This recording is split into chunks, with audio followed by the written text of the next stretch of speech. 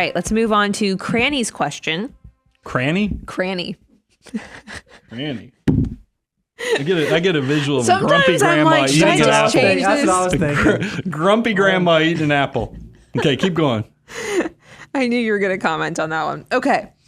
My wife and I are 36 and work full time. After maxing our Roth IRAs and contributing up to 25% of our income to our 401ks, not maxed out, but we have not maxed out our 401ks, to clarify there. Should we max them out? Or should we go after tax? What's next for them? Man, that's really hard. That's a great question. Cranny, we've addressed this a lot because I think a lot of people find themselves in your situation. Like when you work through the mathematics, looking at your household income and you're getting your employer match and you've got a fully funded emergency fund and you're maxing out your Roth IRA and you're maxing out your HSA. And so then you move to step 6 of the financial, you want to hold it up for me? No, you move to step 6 of the financial order of operations and you say, you know what? I actually just hit 25% before I made it to step 7. I didn't actually get to the after-tax account.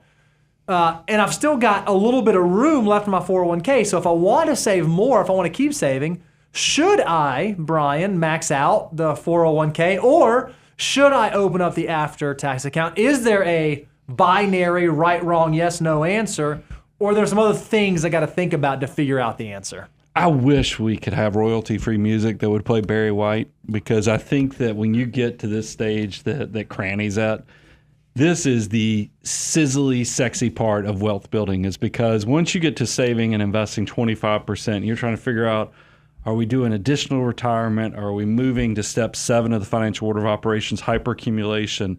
This is when you get to involve your significant other and y'all start going, hey, we've reached the goals. We've done the 25%. Is this lifestyle? Is this after-tax investments? Is this, that's the Barry White stuff. That's when you get to really get into the fun part of the planning, because a lot of this is you're putting in the hard work of building the foundation. It's the basics.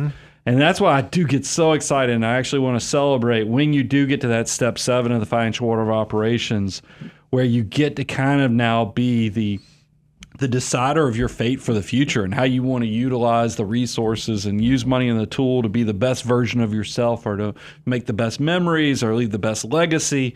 There's so much cool stuff that goes on once you reach that level. And that's why I would encourage you, please go download at a minimum the financial order of operations. Bo's already said at moneyguy.com/resources. If we go a little deeper into some of the goal planning and other things, I know in learn.moneyguy.com, and then maybe you even need to use the Know Your Number course. That's great. to kind of give you purpose. It's not just to sell products. It really is because I'm trying to give you purpose. Because if you don't know the why, if you don't know what you're doing, you got to get that rudder figured out, so that your ship is driving as, most purposefully in the direction that lets you, because you only get one life on this planet. Now, I think there's more beyond that, but while you're on this planet, you've got to make sure that you're very purposeful on maximizing.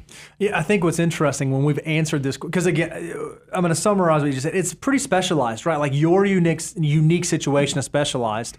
Depending on those goals and circumstances, we have seen scenarios where the answer was yes, continue to max out the 401k and do it pre-tax to get the current year tax benefit.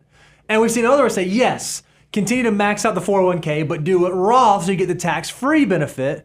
And we've seen it, no, don't max out the 401k, start building the after-tax dollars, because there's a purpose for that. Without beginning with the end in mind and knowing where you are going, it's really difficult to answer your specific question. So I think both of the tools that you mentioned would be tremendously helpful in helping you figure that out, Cranny.